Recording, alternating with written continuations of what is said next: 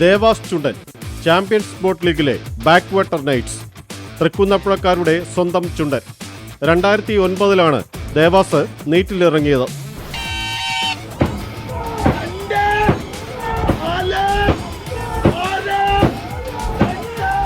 പിന്നീട് വള്ളംകളികൾക്കായി പലതവണ പുതുക്കിപ്പണിതു. ഒട്ടേറെ വള്ളംകളികളിൽ 1ാം സ്ഥാനം നേടി. ഒരിക്കൽ നെഹ്റു ട്രോഫി നേടിയെങ്കിലും ചട്ടങ്ങൾ മറികടന്ന വിവാദത്തിൽ അത് തിരിച്ചു വാങ്ങിയതും ദേവാസിന്റെ ചരിത്രം.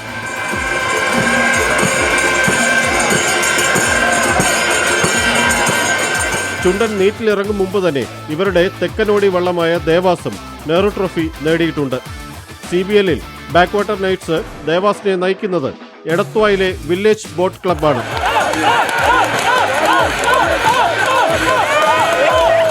നെഹ്റു ട്രോഫി നേടിയിട്ടില്ലെങ്കിലും മറ്റ് വള്ളംകളികളിൽ ശ്രദ്ധേയമായ നേട്ടങ്ങളാണ് സുഭാഷ് തുണ്ടിപ്പറമ്പിൽ ക്യാപ്റ്റനായ വില്ലേജ് ബോട്ട് ക്ലബിന് ഉള്ളത്.